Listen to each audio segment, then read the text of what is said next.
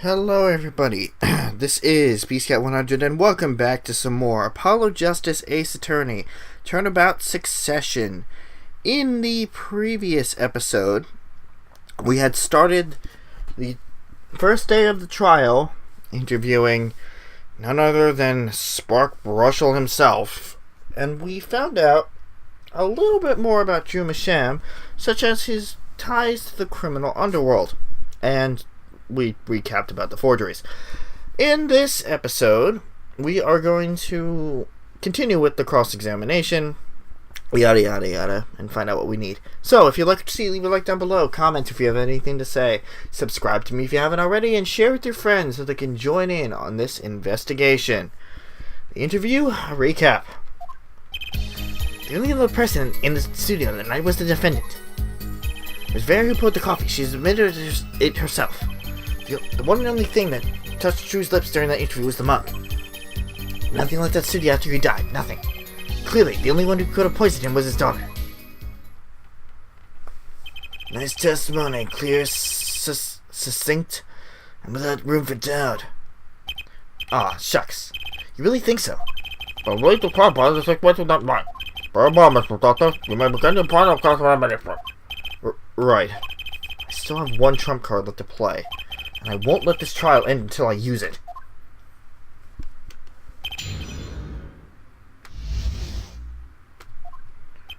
The only other person in the studio that night was the defendant.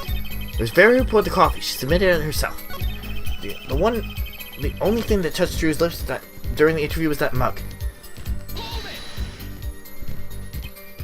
You're sure about that? Well, to be really precise, I was busy gobbling mint candies the whole time. One of those candies might have been poisoned. Yet at the time of the autopsy, no fresh fragrance of mint was filled the room. No mint residue was found. It was a long shot anyway. Tell me you're still trying to prove this. Then the victim ate, drank, or otherwise ingested something other than coffee. Well, Mr. Doctor, let's give some proof. Possibility is there, I can feel it. Just maybe not prove, not yet. Possibility isn't going to cut it, not now. Mr. Masham ingested that poison via a route other than the coffee. I can't prove it yet. It can't be proven. Do you believe a little forehead is growing up? Pity we like the rash young, useful forehead best. Another hole in this case that needs plugging before I can prove anything. First things first, I better uncover a weak spot before I try to strike again. Let's go down the next one. Nothing with that studio after he died. Nothing. Not one thing. You're sure? Yep, sure can be. Well, with one exception. What exception? What? Journalist Spark Russell does interview, leaves studio. End quote. Really? Come on. It's a joke. Get it? Not funny? I know still. Did something leave the studio that night? Why does that sound familiar? What if I heard something like that before? I've been told on witnesses convenience court. But to turn our defense attorney before we send you the testimony. Do you have any idea what, if anything, might have left the studio that night? Something? Did something leave the studio that night? That didn't leave. None of this left. None of this left. No. I can't think of a single thing. If anything did leave, wouldn't Mr. Brush have noticed? That I would. Nothing left, save myself, of course. But we're dead and we held for contempt of court. Let's go back to the person I'm next done. Clearly, the only one who could have poisoned him was his daughter. You say clearly as though it were obvious. But this claim that the defendant poisoned the victim is merely conjecture. Yes, well, you see, in my business, it's always about making the most ridiculous things sound right. A bad habit, I know. Oh, boy. Well, actually, I guess this is more of a case of ridiculous journalist sounds wrong, end quote. Parties forced to agree with you. Please refrain from wild conjecture. Understood, loud and clear. If only I could believe that. What do you think, Apollo? Everything he says seems so not flawed. Well, that's kind of what you want from a testimony, right? I need to keep my eye out on what matters. How and why was Mr. Misham killed? Vera pulled the coffee. That's not going to change. But if that coffee didn't kill him, I need to find what did and prove it.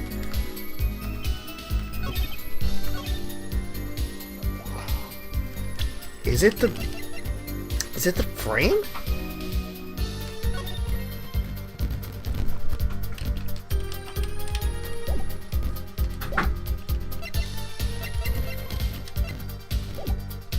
I could give it a shot.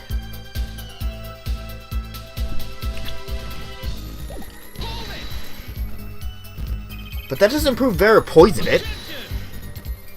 How many times have we heard that one from Air Forehead? Possibly the poison reached the victim via that coffee mug. From where did that coffee come, huh? Not to beat a dead horse again and again, but perhaps you could fill us in. I'm on it. You need a horse beat? I'm your man. It's Vera. And you witnessed her poisoning the coffee. Of course I didn't witness it. When she came in with that tray, the coffee was already poured and steaming. Don't forget the defendant has admitted to pouring the coffee herself. Had her statement, I poured, I served, and I killed. What? Last part was just a little joke. I don't think I'm going to get anywhere with this coffee mug. I need to find another weak spot in the case.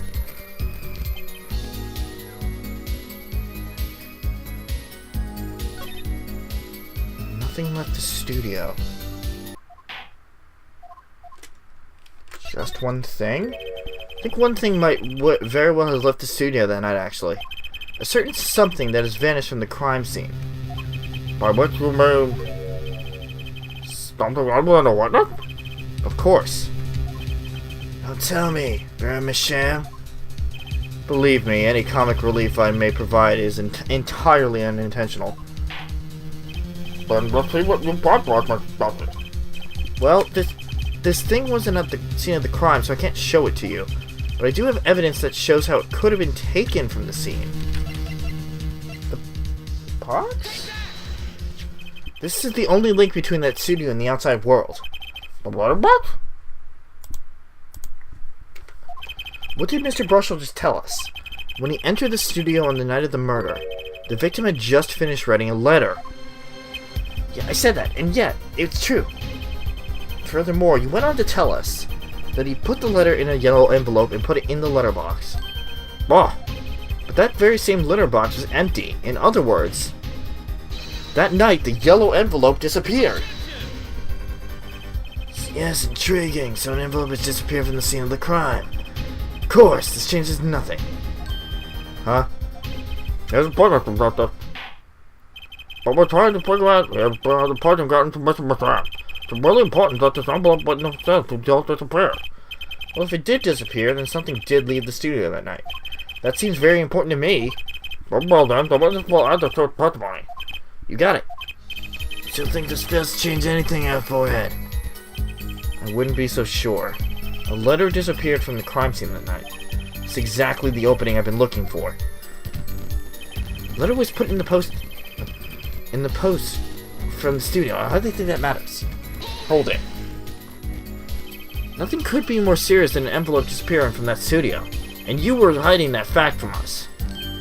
Yes, well, actually, I don't argue the possibility that the letter disappeared from that studio.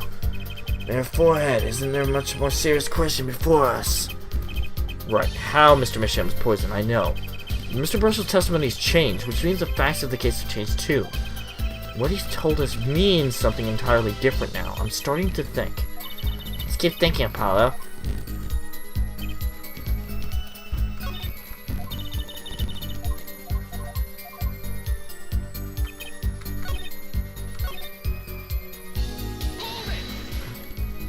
Are you sure about that?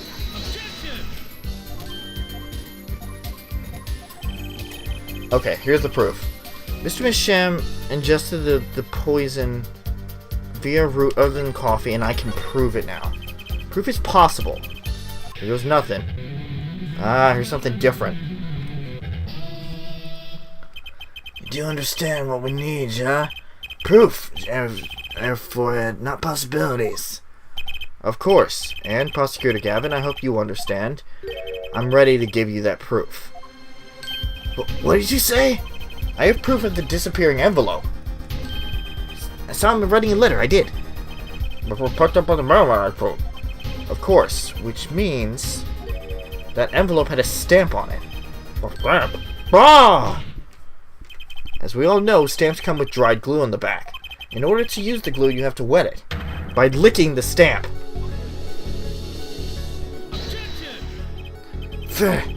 Not one worth talking to actually licks stamps in this day and age.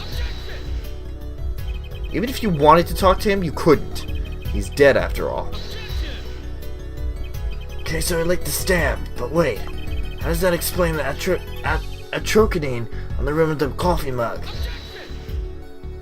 If you look the back of a poison stamp, the poison would get on his tongue, yes? What would happen then if he put the coffee mug to his mouth, Those traces on the mug weren't the killer's doing. It was the other way around. What? Coffee mug didn't poison Mr. Masham. Mr. Masham poisoned the coffee mug himself. Water. But that doesn't? Recall, if you would. Atrocadine is a slow-acting poison, yes? The poison entered his body when he put the stamp on that envelope. But his time wasn't up until the very moment he touched his lips to that cup of joe.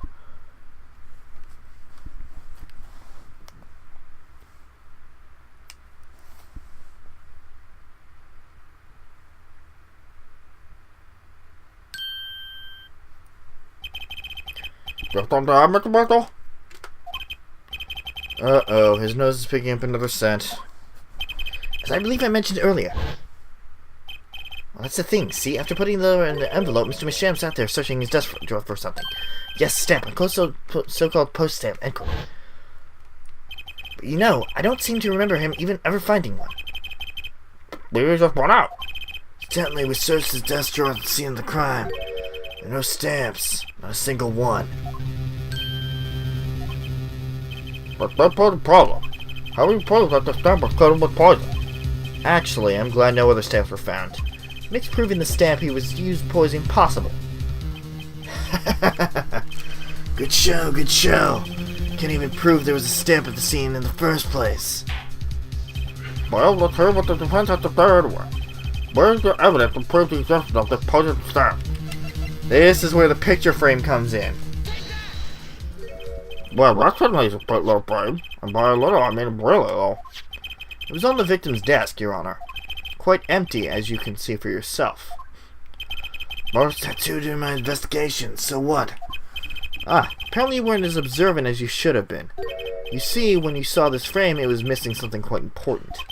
Missing something? Yes, a pale bluish stain on the inside of the frame. Atrocadine residue! What? Why wasn't I told about this? The frame is only 2 inches square. The face of the frame is even smaller, maybe an inch wide at most. What's saying? Oh, but I am. Tell me, what fits in such a small frame? A commemorative stamp, perhaps? Border! The poison stamp was in the frame? Possible. The post could have got it? Why did he put something like that on his desk? Tell me he had it there so he could commit suicide if the mood struck. You know, can I say something? I had a thought, see? What, Mr. Marshall? And please stop getting wrong with that. The victim was a forger, right? There's a lot of money in that line of work. Forger forges friends, makes enemies too. End quote. The poison stamp might have been a murder weapon aimed at him.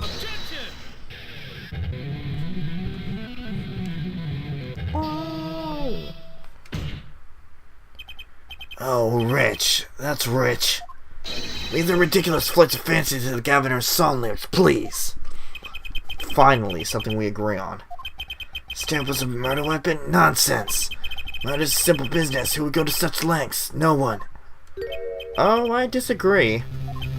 Come again? Recall, if you would, the victim's reclusive lifestyle. Drew Misham hid from the world. He avoided meetings. His only contact with the outside world was the mail. The mail? Now, if you would want to kill someone you couldn't meet, but you know read letters, a stamp would have been the perfect weapon. Ridiculous! Where's your proof? I want proof! Show us evidence that this poison stamp was sent to him as a murder weapon. I might not have evidence, per se, but things are finally starting to come together. But what is it, Apollo? Your fists are trembling. I think I know what happened. I don't believe it, but I can see it. I think I know how Mr. Misham was killed. Well, it did, Mr. Doctor. A certain piece of evidence points to the truth, Your Honor. I could show you how someone with the intent to kill sent Mr. Misham the stamp of death. Isn't that the envelope? With the one from 7 years ago? Think about the text of the letter again. There were 2 pages in the envelope. This is page 1. And this is page 2. I want to draw your attention to one phrase in particular. Send in the enclosed envelope with the enclosed stamp within 3 days. The enclosed stamp, Your Honor. Bah! In other words, if I have this straight, the stamp, poison, on the stamp, lick, lick, gasp, end quote. Now, what if he had done exactly as the letter asked? He would sign the document, put it in the envelope, and put the stamp on it, right? Then he would put it in the letterbox. 15 minutes wouldn't have elapsed between affixating the stamp and mailing the letter. But the clock started ticking, and when the time came, he drew his last breath. And the murder weapon would be taken away from the scene. I could wait and look back to the parcel system.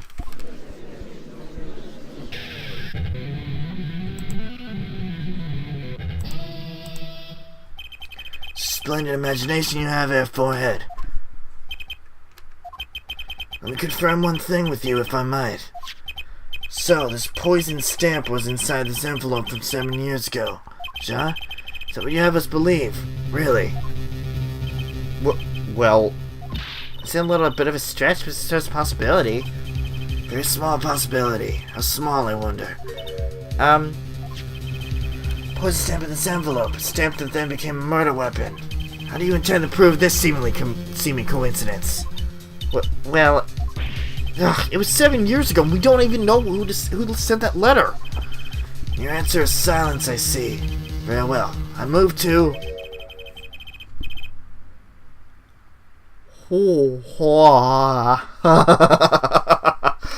Okay. It's not nice to pick on the Frolin clavier.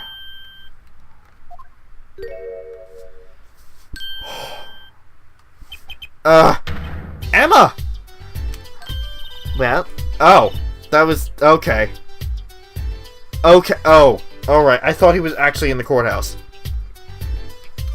That was pretty impressive, Emma.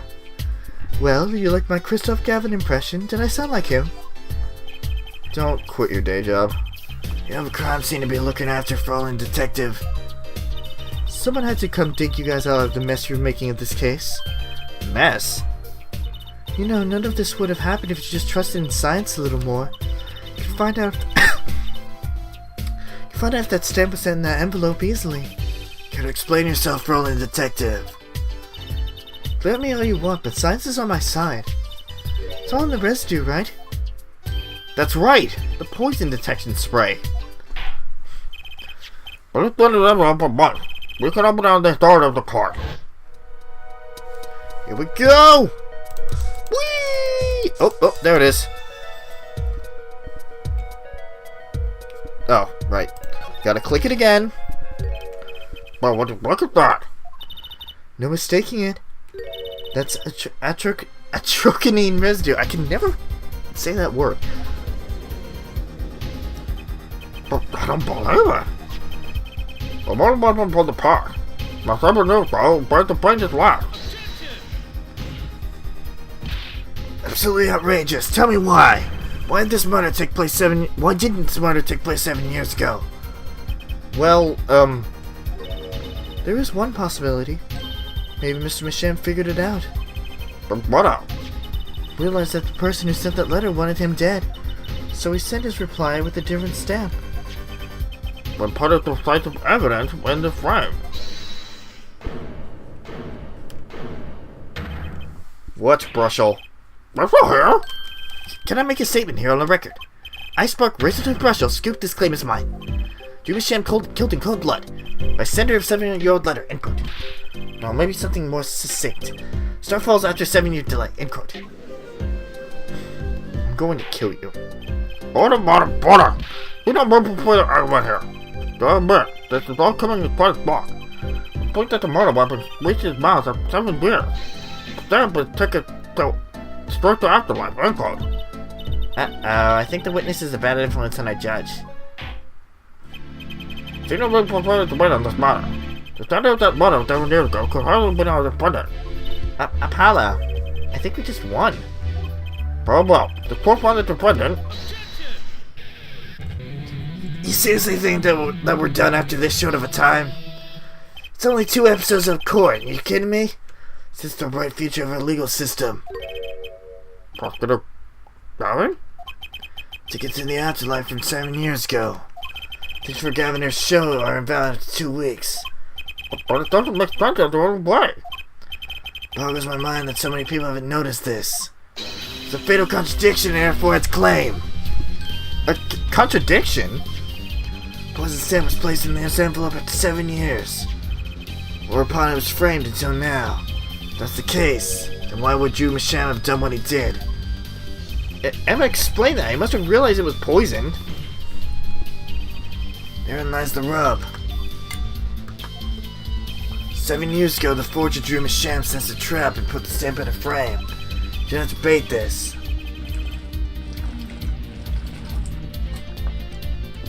Sorry, my throat's getting a little hoarse from doing so much of Clavier's voice.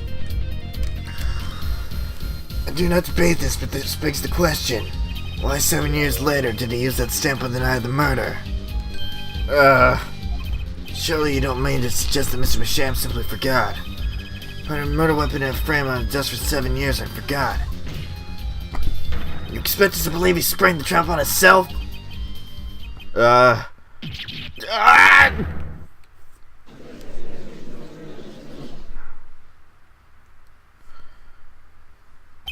But was all quite blocking myself. That seems highly unlikely that he would fall out of a trap. I've been sitting on his desk for 7 years. Apollo? I don't think we're winning anymore. Let's see we're on back in the real world now. Welcome back to reality. We've been waiting for you. Okay, then how do you explain the poison stamp that was in the envelope? Poison stamp? What exactly is this poison stamp again? Have you brought it to court for us? See no proof that such a thing ever existed. What about the atrucanine residue, huh? Oh, I agree, that does seem to be atrucanine residue. But her forehead, certainly no stamp. Yeah, but even if your precious poison stamp did exist, Drew Masham never would have used it. That is all. I believe we come to a conclusion. Again. Apollo, we were on the whole time? I can't believe it. The poison traces matches up. Poison traces match up. It can't be a coincidence. But the win for the close for the special. Sometimes it's rare. But the process? Yes, Your Honor? Let's read the process and see where we stand. 7 years ago, you returned to receive a red envelope. The purchase of the poison atropine was deducted inside that envelope. Several trace was also found at the scene of the crime. By the time the picture print, the defense has indicated the possibility of a yellow envelope. An envelope that left the scene of the crime with that poison stamp on it.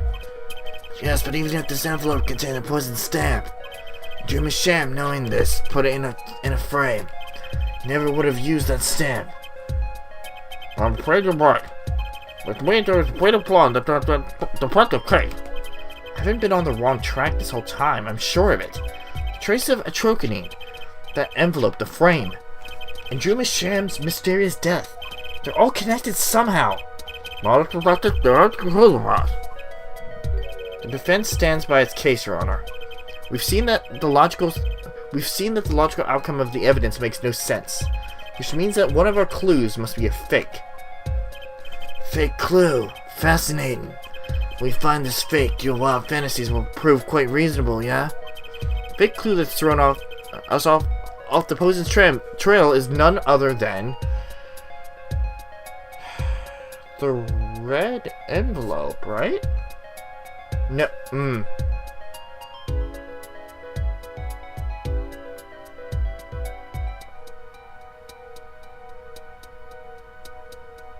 It would be the red envelope, right?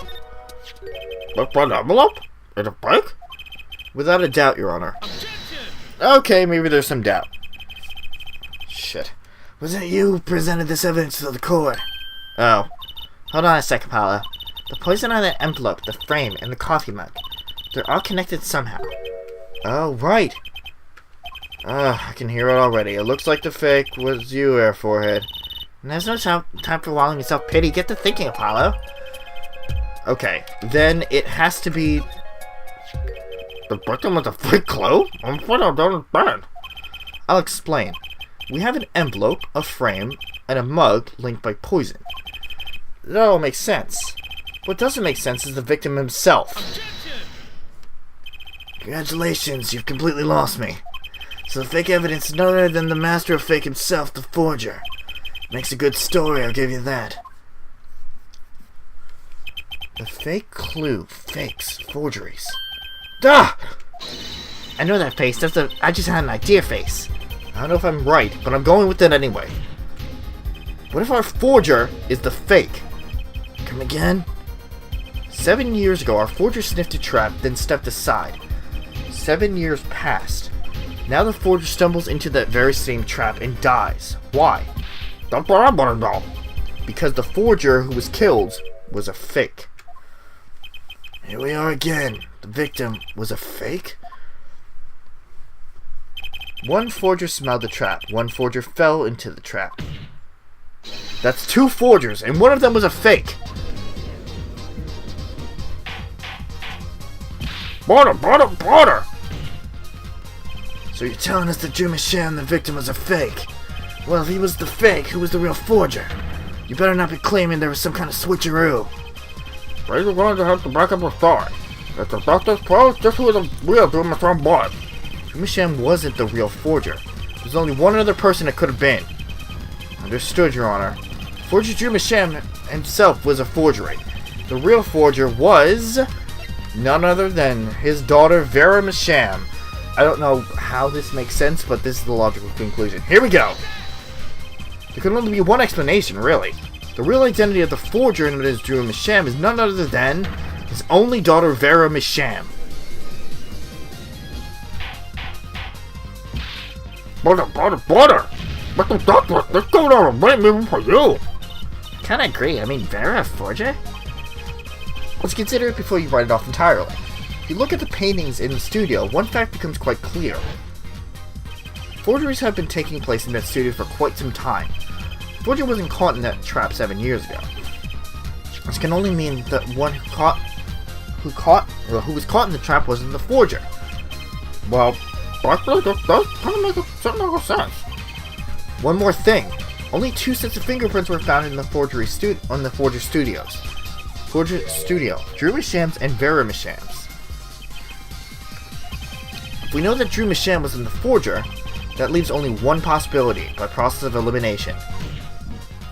The forger was Vera Michelle. Well,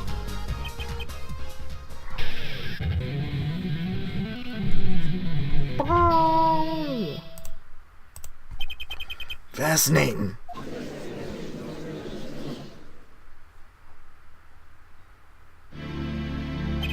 From the time? We've been paying attention to the talk so far.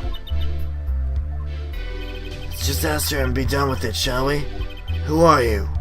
Who's the forger, Drew Michelle?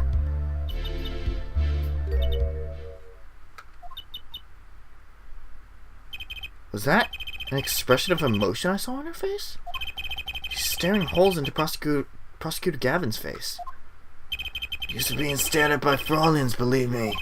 Though they usually talk to me too. Tell us, Were you the one who forged this works of art?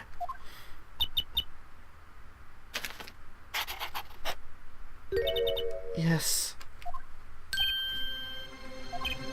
So the father threw my time, but you? Yes, it was me. What? What?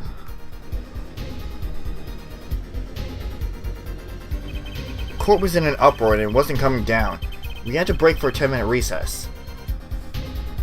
Perfect! Okay. Okay, we're gonna save up and end it off here.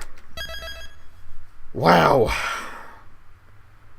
Wow, that was a ride. I love it. I love the moments in these games when things just kind of pick up momentum and then just keep going. Anyway, like I said, we are done for the day. In the next episode of Apollo Justice, Ace Attorney, Turnabout Succession, we are going to... Well, we're going to enter the recess first, then go back to court. Thank you guys for watching, and see you guys later.